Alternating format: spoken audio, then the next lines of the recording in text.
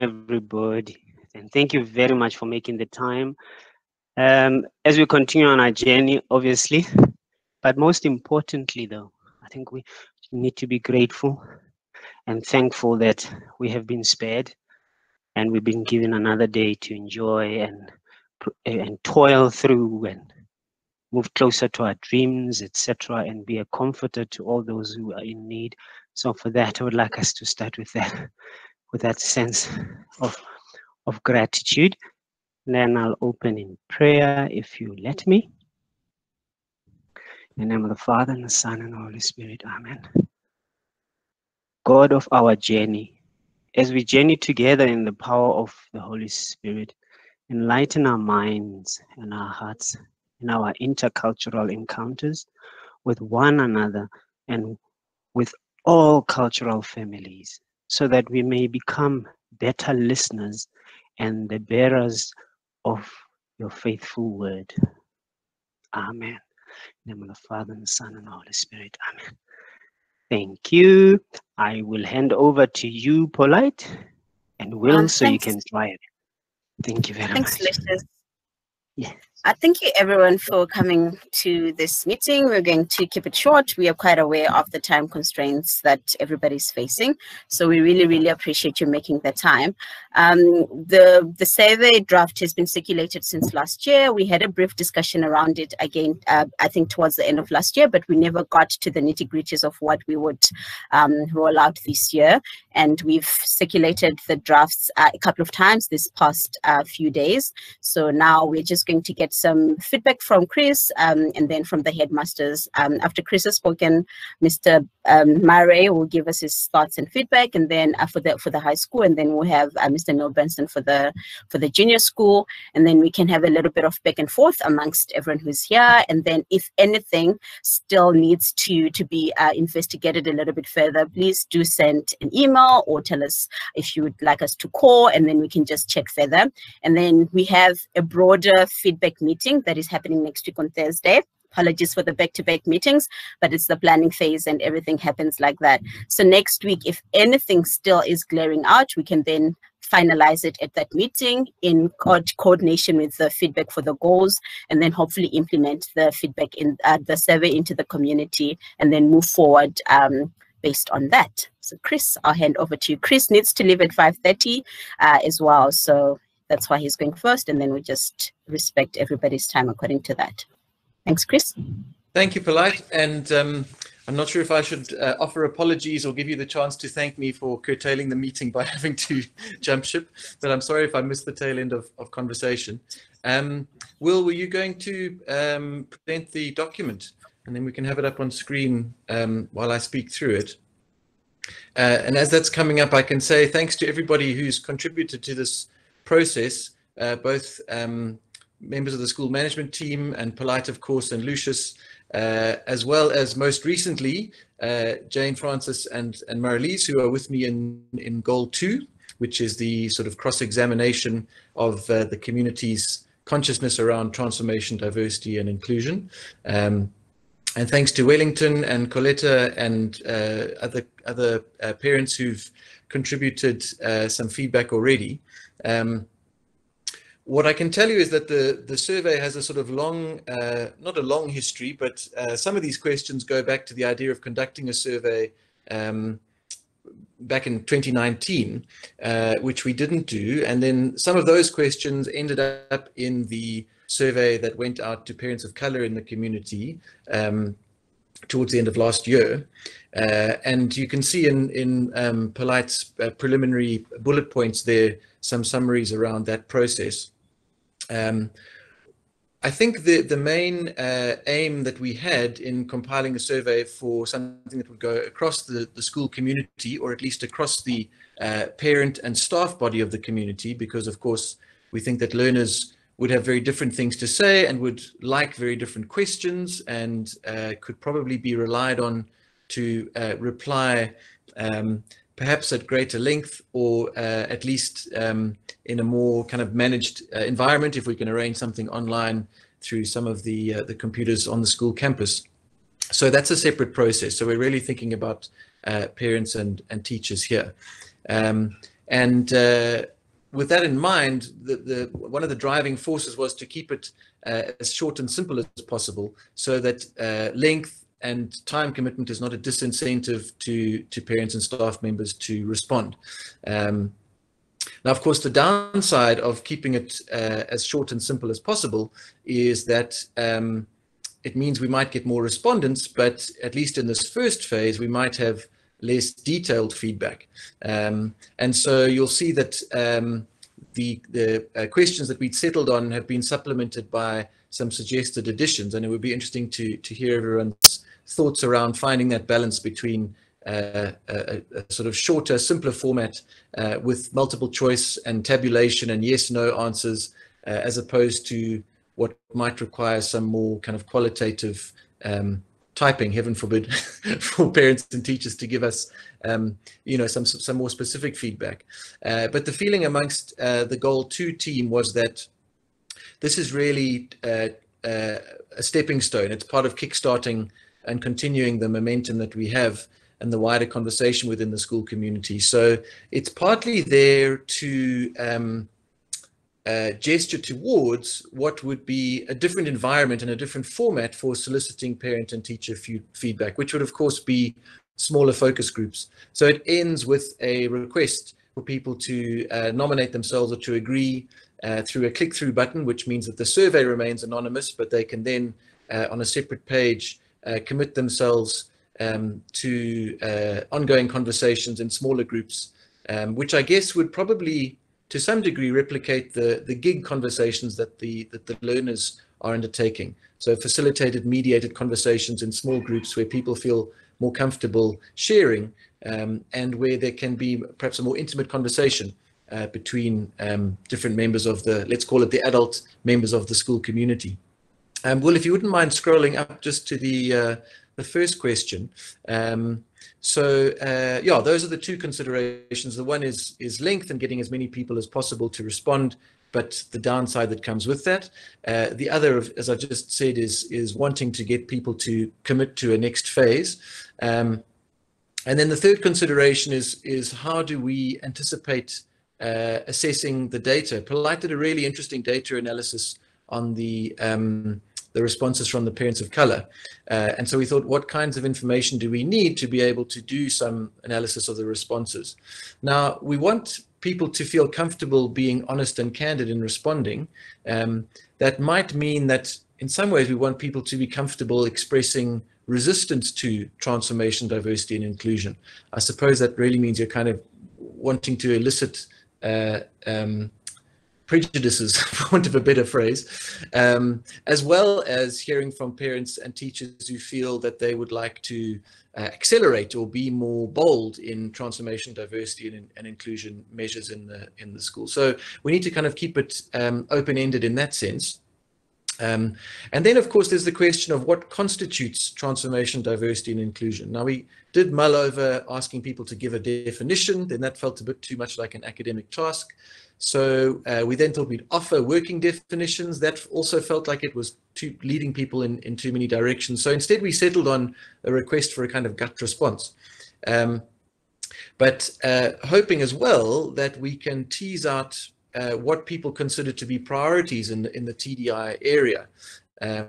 So inevitably, the conversations have primarily been about race, but as good intersectionalists, we know that race and considerations around that intersect with gender and sexual identity, and the problematic term that we initially used and then rejected in scare quotes of class or income inequality or differing financial means within the school community. So all of these considerations are important, and I suppose we're hoping that we will be surprised once we have some demographic data around the race of the respondent and their gender and how they would identify themselves in terms of religion and their age. It might confirm some expectations, but it might also surprise us to see how different members of the community prioritize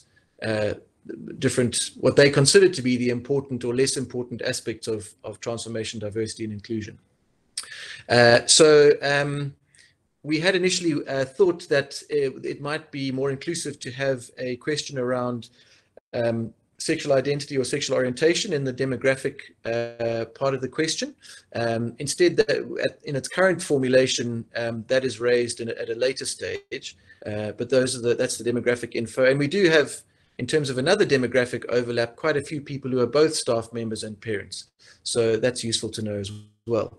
Then question 3, we also tried to be accurate, talking about, for example, the representation on the Board of Governors, and to try and give some history of the different terminology that's been used, whether it's a T&D portfolio or a committee. We thought we'd err on the side of simplicity, even though people who've been part of the process for a while would say, well, hang on, that's not quite accurate, just for the sake of getting a sense from members of the community of if these ring bells, if they say, okay, I know that's underway. Yes, I know about that process. So that's where 3A, B, C, and D come from. Will, perhaps you could take it down. Thanks.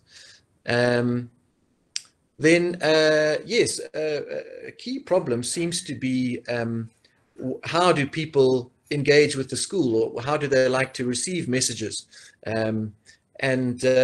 Of course, Polite's challenge here is that so often she'll receive feedback from people that indicates that they haven't been receiving or looking at the documentation that's made available via the college app or comes out in newsletters or via email. And then, of course, you know, there's a lot of material on the school's social media feeds that might or might not be engaged with by parents and teachers. So we need to know what the media consumption habits are of members in the community. And of course, I think one of the suggestions that came from somebody, you'll see it later in the document, is asking people to kind of give an indication or a preference. So again, the design of these questions is simply that people can tick or check or place things in an order and literally don't have to type unless they want to. But obviously, we could also change that. Then question 5 has an optional why for each of these if people would like to elaborate. But when I was referring earlier to wanting to solicit a kind of a gut response, these again seem simplistic, but it seemed the easiest way of giving people the chance to identify with one of 4 responses or to add a 5th, which is other. So thank goodness, I'm nervous, I feel threatened. And I guess I'm nervous about change happening too quickly is different to somebody saying that they feel threatened by the process of T and D and I. And then I guess the big challenge we face is the likelihood that many people will probably answer D. And then the question is, what do we do about that? Thanks, Will. 6, yes, so this is around urgency without wanting to indicate that any of them is not necessarily important, although parents might and teachers might feel that that is the case. But and of course we know that creating a hierarchy is in itself problematic, but we want to know what the motivations are of people who either would like to be more involved in these processes or would in fact choose not to be involved or in fact resist them. So the idea is that, you know, because it's anonymous, you can put your name to these preferences without feeling that there's any judgment attached to that. And then number 7 is, as I said, the leap forward, right? So that this is really a tool both for gathering information, but also just for conscientizing. So we're not just, to use the phrasing of goal 2, we're not just cross-examining consciousness, we're also planting some seeds amongst those who might not have known. And talking about incentivizing the answers, as I was earlier, Jane and Marilise had suggested maybe we could have some kind of class competition, get learners to egg on their parents to say, you know, only 3 parents in our class have answered the survey yet. You know, if we get another 10, maybe we'll get a prize. I'm not sure if that might be too outcome driven, but yeah, other suggestions for incentivizing answers to this are welcome.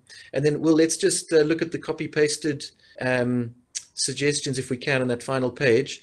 These have come from people in the last day or 2, and Polite has just added them there. I'm giving people the chance to add more comments or issues for more, let's call it qualitative feedback. Questions around inclusivity and sexual orientation that we mentioned. And yes, I suppose this is also, I mean, I think a ranking of 1 to 10 is possible. It's a question of, you know, how much we want people to commit time-wise. But I think it is interesting to think about the connection between TDI initiatives and the memorandum. So this, I suppose, is saying, although we're asking parents and staff members questions, we're asking them, if we include something like this, to keep in mind the learners as a main priority, given that the memorandum came from learners and alumni. If we could just scroll a little bit further there, Will. Again, questions around parent willingness or apathy. So having spoken probably too rapidly, I think I'll leave it there and open it up to responses. Thank you. Thanks, Chris. I think. Okay. And then we'll do Lucius and then Mr. Murray and then Mr. Benson. Yes, I just want to reinforce two things, and I think I would like this forum as custodians of this particular as well to keep in mind that we are tasked with consistently providing a welcoming environment. So at any given point, yes, you are allowed to ask uncomfortable questions, but we need to make sure that we are treading on discomfort for the benefit of the herd. We are not just doing it because we feel this will make more sense. Because this is not our one shot in the dark. We are setting a precedent here. The very same people you might meet as a way of trying to measure whether you move further positively from your first survey, you'll still need to engage with them. So I would like us to consistently have that. It's going to be annoying in the beginning, but yes, you are not chastising, you are encouraging. You need to keep that in mind. So I am of particular concern from a point of, when you now asking questions that are not visible, and now you want somebody to declare them, but it was never an issue for them until you ask the question. You also need to check that. For example, when you're asking people sexual orientation, you justify to yourself first, why do you want to know? How important is that to the particular? What are we, immediately when we get that information, where is it going to take us? So we need to set apart. Yes, there's a curiosity, but there's function and purpose. If the questions that we are asking do not have an immediate function and purpose, then we are burying ourselves under data that we can't immediately use. So we can always segregate the questions that want answers to now to help us to move forward, and then allow for future refinement based on where we start. Let's not try and gather so much that we have it, but we don't know what to do with it. And yet we are dealing with the same subject matter, same people. And we're going to have to now come up with solutions that are going to help move them forward. But we don't know because we've asked so many questions. So that's the only, that's my feedback on the survey. Let's just remember the purpose, and also let's remember we're not chastising, we are encouraging people. Change will come with the heart. It doesn't come with a stick. All right? Otherwise, it's just compliance for the sake of compliance, and then we have the same problem on the next cycle. That's all I just wanted to say. But other than that, I'm okay. You can keep going for don't cut me that. No, we couldn't hear you. So perhaps just maybe you can. Yeah, we couldn't really My mic hear was not here. Okay. Yeah. So okay. Just two things that our questions must have purpose. All right, and we mustn't ask too many questions than what we are going to need them for the immediate starting point. And then the other part is that we are not chastising people, we are preparing them so that we can move forward to a unified goal. That's effectively what I'm saying. Okay, sorry if you missed that whole lovely episode, but that's the summary of it all. Thank you. You may move on to the next candidate, Paulette. Thank you. Thanks, Lucius. Athol? Good afternoon, everyone, and just my thanks to the task team for putting together a very interesting document. And just listening to Chris around some of the thoughts behind the processes involved and all of that. Again, I have to agree.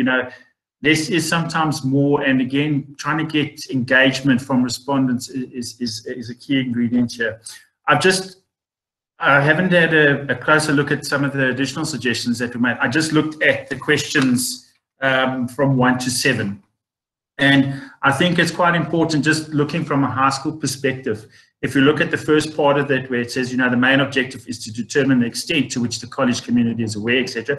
I think it needs to be stated quite clearly in that opening paragraph, perhaps in a different font or as a standalone, and in bold, that the survey is anonymous. Which also gives people the freedom just to know, okay, they're not going to track down, it's me, I'm saying this, whatever the story is. I do think in terms of question 1, where you say, are you a staff member and a parent? I think one group that we have also excluded from that is that we also have parents who are alumni. Now, we know that the school's alumni is an interesting one as well, because it's not one group of alumni. In fact, we have 3. So we have the Boys College prior to 86, the Convent prior to 86, and then De La Salle Holy Cross College from 1986.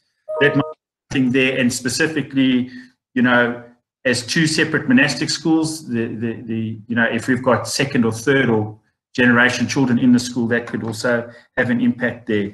I think in terms of demographic information, we know, I've phrased it as sort of biographical questions, and I think the data there, we know, needs to be relevant in terms of the research that we're trying to conduct.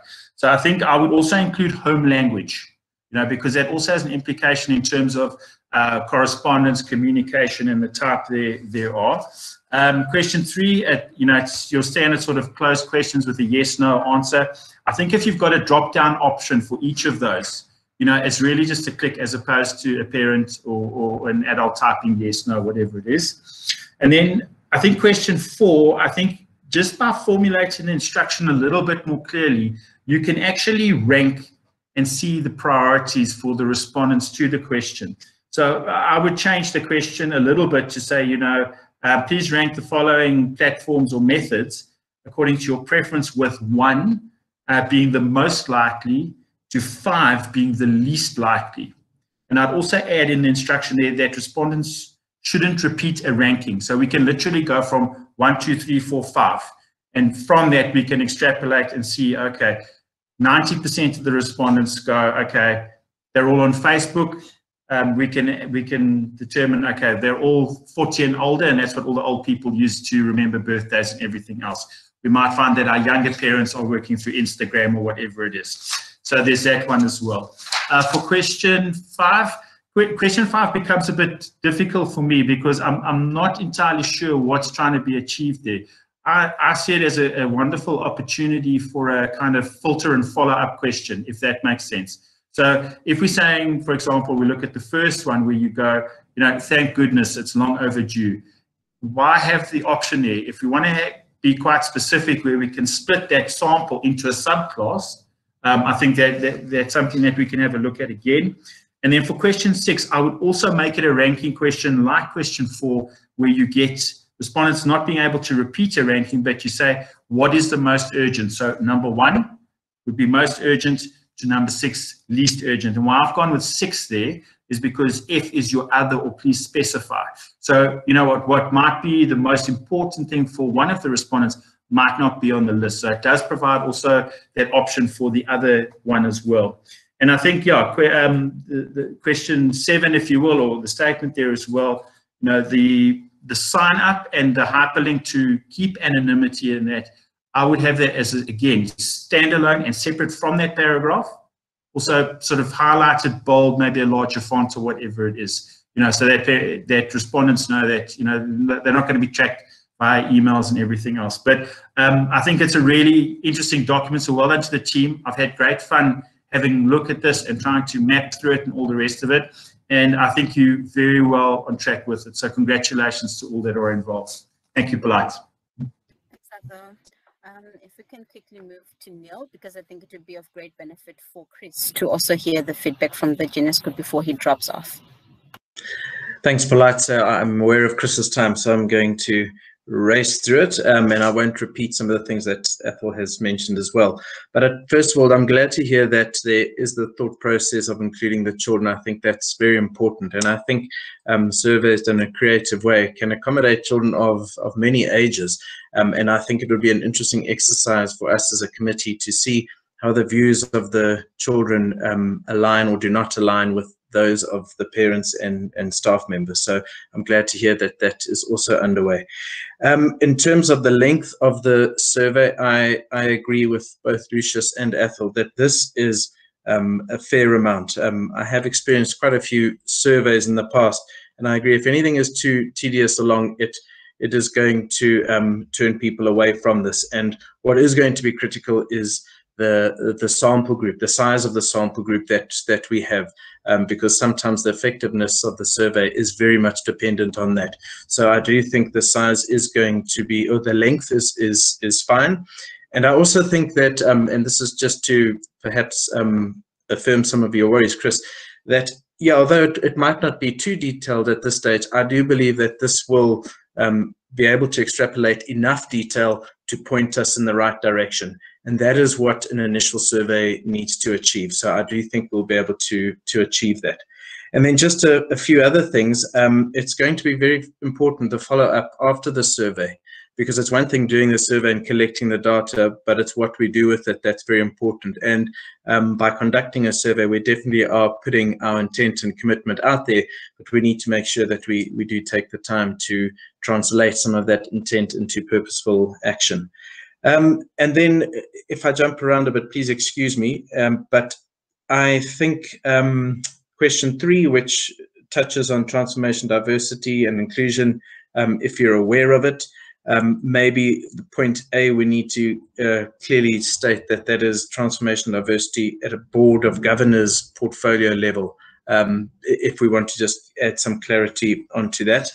And then I know another point that Chris mentioned, and I was also, when I initially read it, thought it might become the default answer for number 5.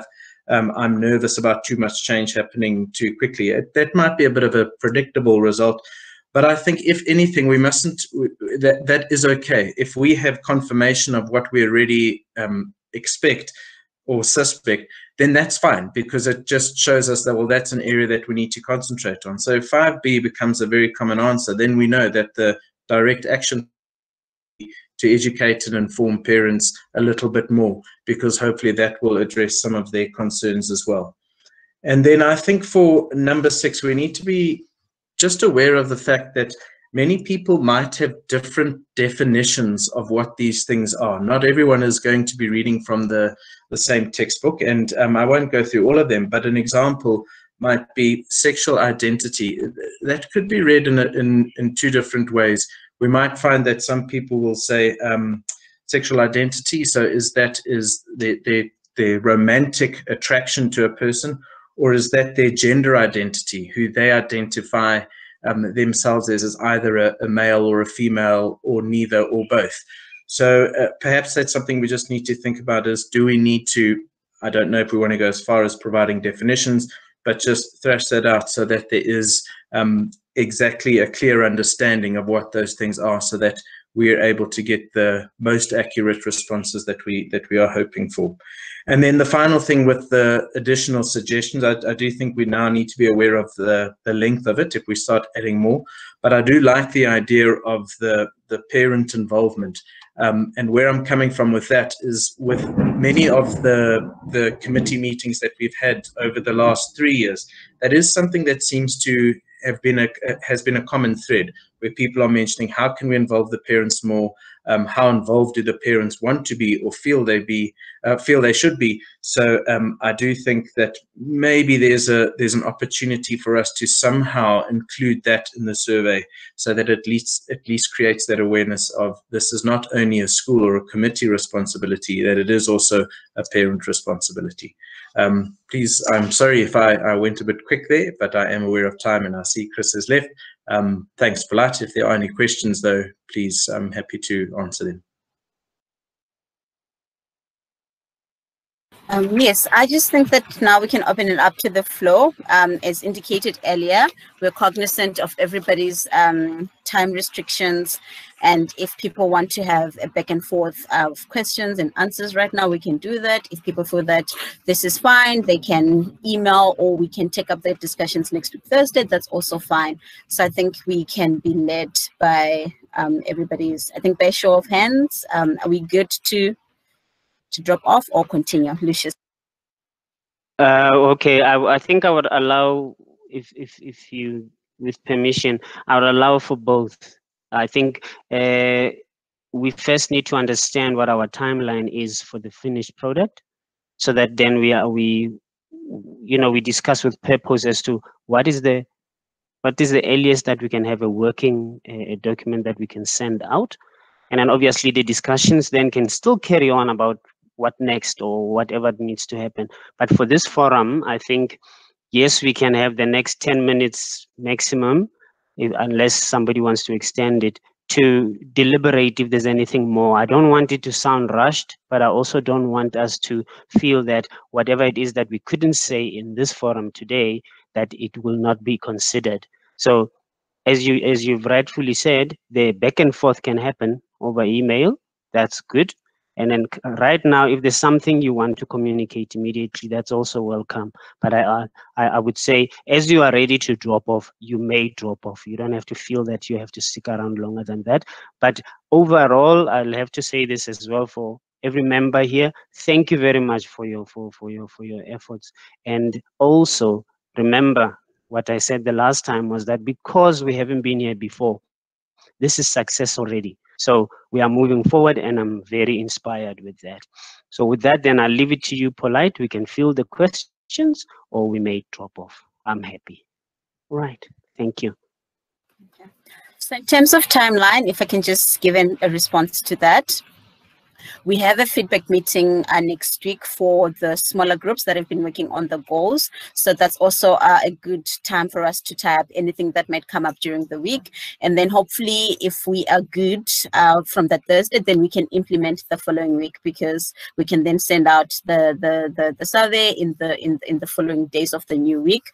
Ideally, it should be done before the end of March, because after March, there's a lot that happens and it's going towards term end and everything. And the idea behind that is that when we meet again in term 2, we are not still waiting on information and we're still planning and all of that. So I think it's quite important that we have this, we acquire this information, and we'll be able to proceed confidently with all the work that we need to do.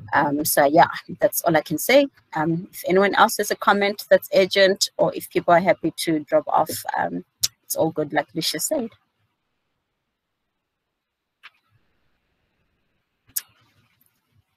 So we are all silence. good. Yes. Excellent. Yeah, no, it's fantastic. Yeah, no, this is a long journey. We need stamina. So we're going to be well. Thank you very much, my wonderful teammates. Oh, wow, that's fantastic. Yeah, and I wanted to say the next meeting, can we get that date, Polite? Next Thursday.